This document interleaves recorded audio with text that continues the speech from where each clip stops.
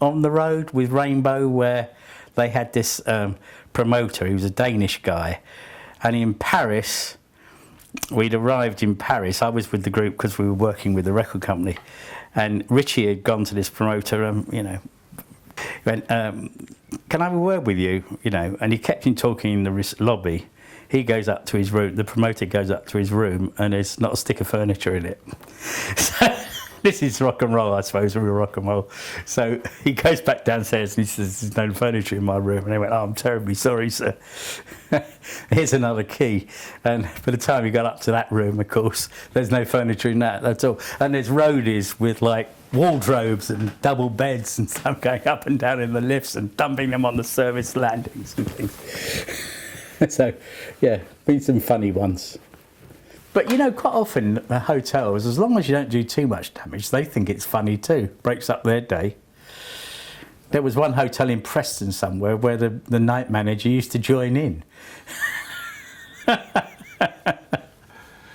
It's all got far more serious than that now, isn't it? I mean, these tours, you see things at the O2, you can't mess about. That's 20,000 people beautifully. I've yet to see anything that's not actually been perfect in there, as far as the sound and lighting or whatever. In the 70s, it was a happy band of amateurs, really. It's moved on miles since then. Richie Blackmore, which was not an easy man to deal with, he wouldn't go on a label called Purple. So we started a new label, Oyster, which was a bit like a copy of the Apple label, because it was one side was a shell and the other side was the opened oyster. The first album that had an Oyster label was the first Richie Blackmore and Rainbow. It was a big time, really, for us. It was interesting because it was, the demise of the supergroups, the end of the 70s.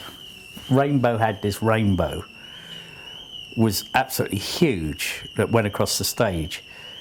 And now it'll probably be run by an app. But at the time, it worked off punch cards. You used to put punch cards in this machine, change the colours of the rainbow going over. But this rainbow cost $300,000 in 1976 to cross the Atlantic. That wasn't the cost of the rainbow, that was the shipping costs. And those bands, when punk came along, they became like dinosaurs. And it was the time when you couldn't tour because there wasn't enough money in touring. And the cost of all these, 4 bloody great Arctics or whatever, just didn't justify it. So the groups had a tough time then.